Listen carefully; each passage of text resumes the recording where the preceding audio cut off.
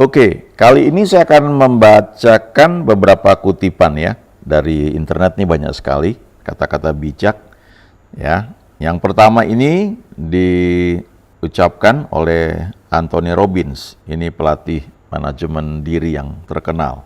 Kliennya ini orang-orang yang punya posisi hebat ya, diantaranya juga Presiden Amerika ya, mungkin beberapa orang Presiden Amerika. Ini kutipan ya dari yang dia sampaikan.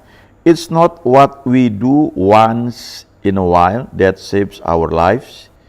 It's what we do consistently. Jadi bukan apa yang kita lakukan sekali-sekali yang membentuk hidup kita, tetapi apa yang kita lakukan dengan konsisten.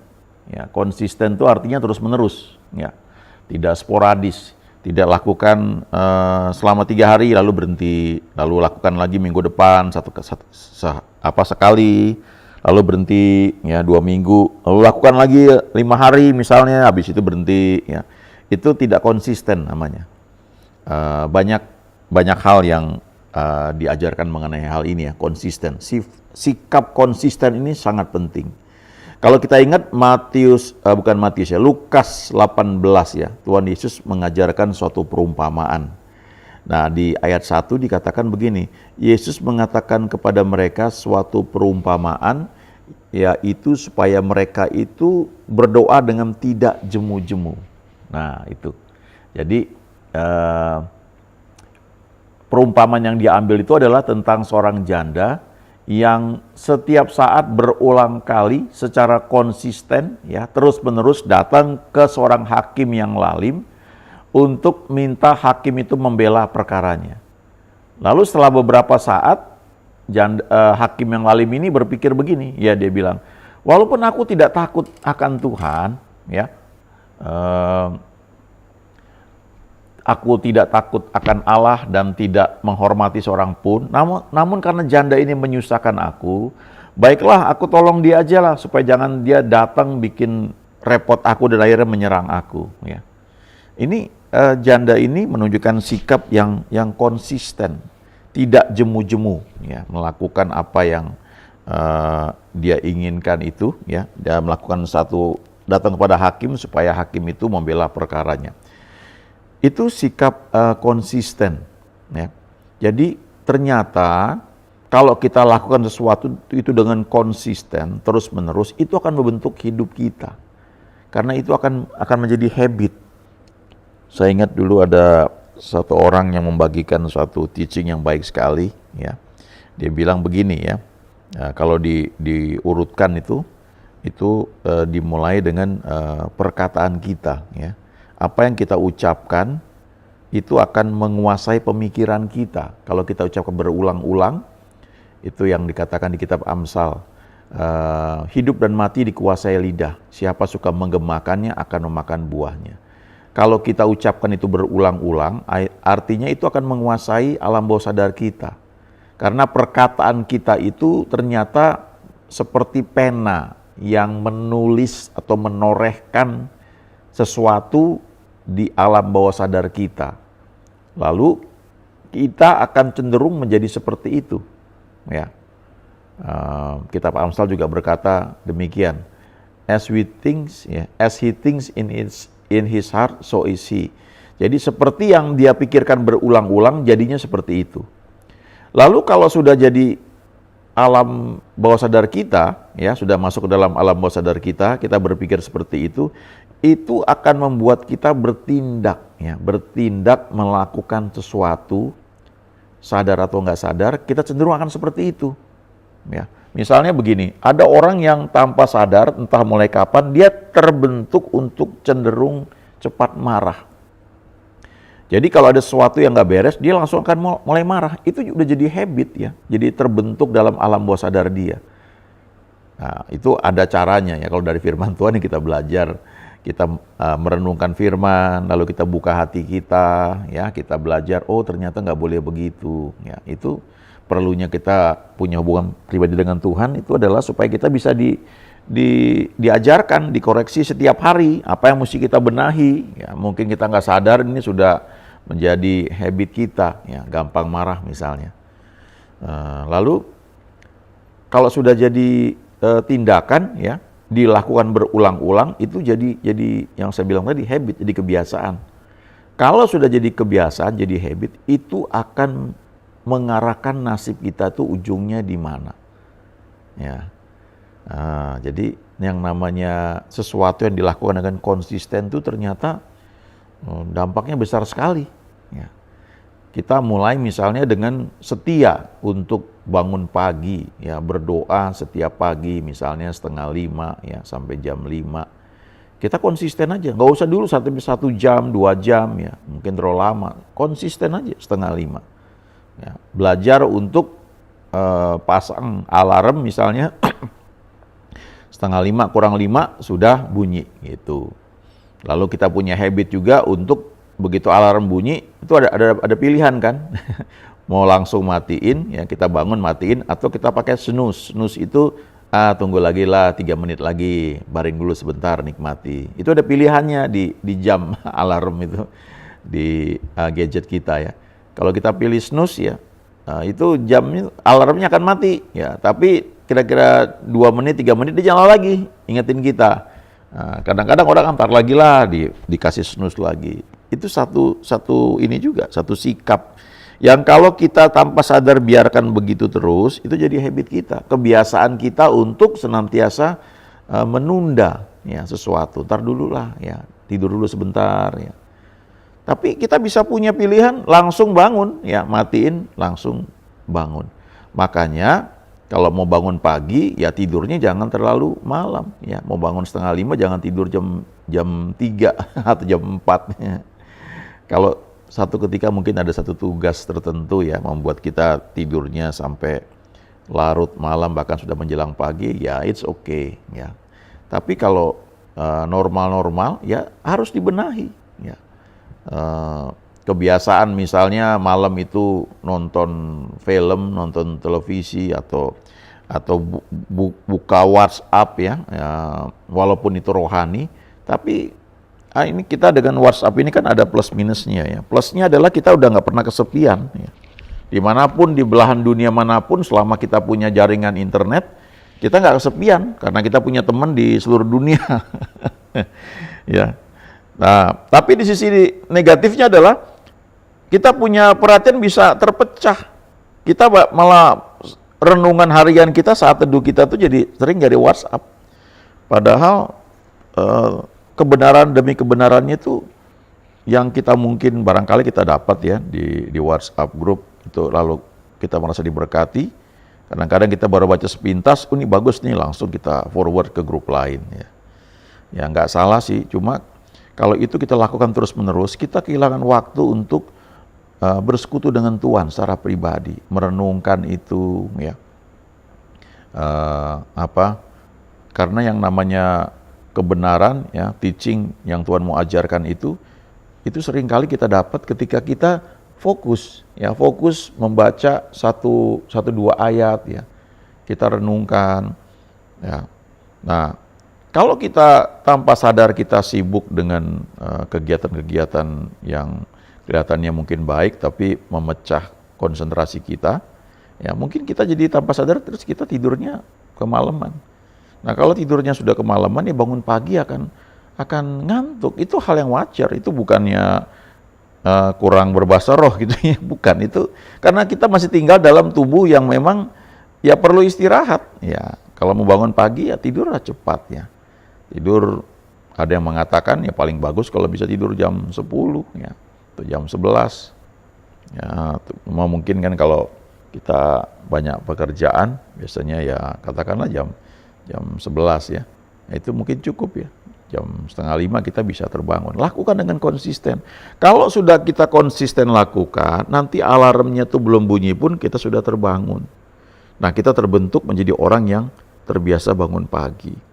Lalu setelah bangun pagi ngapain? Ya kita doa. Lakukan dengan konsisten, itu membentuk hidup kita. It's not what we do once in a while that shapes our lives. It's what we do consistently. Ya, penting sekali bersikap ya, konsisten, mempunyai sikap konsisten. Konsisten itu juga melalui masa-masa sukar. Ya, Ada kutipan lainnya dari John Maxwell. Adversity is prosperity to those who possess a great attitude. Ya. Apa artinya? Ya, kesukaran, masa-masa sulit itu adalah kemakmuran. Ya. Bagi mereka yang memiliki sikap yang baik. Jadi ternyata sikap yang baik itu ya yang perlu kita bangun dengan konsisten. Ya. Jadi Alkitab itu banyak ya. Misalnya dikatakan bersukacitalah senantiasa. Ya. Tadi pagi saya terbangun dengan satu lagu yang dulu sangat sering saya putar ya dari vokal grup Jericho. Ya, bersukacitalah senantiasa. Lagunya bagus sekali, ya lagu lama itu. Dan itu tiba-tiba muncul aja dan saya nyanyikan berulang-ulang ya di perjalanan saya nyanyikan berulang-ulang ya, lagu itu. Ternyata bersukacitalah itu juga satu perintah dan perlu kita lakukan dengan konsisten. Lalu tetaplah berdoa, ya, lakukan. Coba miliki 1 jam doa yang sudah spesifiknya. Misalnya ya 4:30 kita akan bangun, ya kita akan berdoa, entah bareng-bareng, entah sendirian, ya berdoa sampai jam 5 misalnya. Ya. Lalu habis itu kita renungan misalnya. Lakukan dengan setia, dengan konsisten. Nah, waktu kita lakukan hal itu, kadang-kadang kita mengalami masa-masa sulit. Ya, bisa aja waktu itu sedang badan kurang sehat ya. Ya, ada pilihan memang mau ngalah dulu ya. Ya, nggak ada salahnya sih, kadang-kadang perlu istirahat lebih banyak kan. Tapi kadang-kadang itu perlu diterobos ya. Atau bisa juga ya jamnya kita mundurin secara pribadi karena kita perlu istirahat lebih banyak, tapi tetap lakukan hal yang baik. Misalnya renungan firman Tuhan, berdoa. Nah, dalam masa-masa sulit itu, kalau kita lakukan dengan konsisten, sikap kita ini sikap yang baik ya, maka masa-masa sukar itu justru itu satu kesempatan dan akan menjadi kemakmuran ya, akan menjadi peluang buat kita yang punya sikap yang baik ya, great attitude. Ada istilah pelaut yang handal itu terbentuk ya bukan di tengah lautan yang baik-baik saja ya, lautan yang tenang, tetapi justru ketika melewati badai, disitulah terbentuk seorang pelaut yang handal ya. Jadi segala hal yang kita lakukan itu dengan konsisten ya itu kan membentuk kita. Tetapi dalam proses untuk tetap konsisten itu ada masa-masa yang sulit, yang menantang gitu, sehingga kita tergoda untuk berhenti bersikap konsisten. Tapi kalau kita memandang segala sesuatu dengan cara pandang dari Tuhan, ya masa-masa sulit pun kita berkata, wah ini kesempatan nih, saya sedang dibentuk, saya tidak mau kalah, saya tetap mau lakukan ini, ya menaklukkan hal-hal yang negatif, karena saya pasti bisa, saya pasti menang.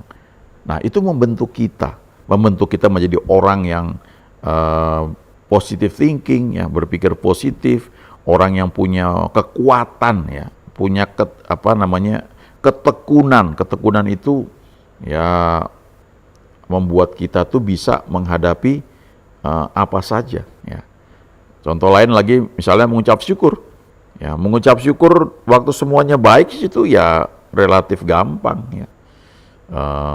Dapat berkat, gaji naik, ya ada peluang dan sebagainya, bisa mengucap syukur. Tapi kalau nampaknya nggak ada pintu yang terbuka, nampaknya kesulitan tuh nggak habis-habis, ya, itu tantangan untuk mengucap syukur.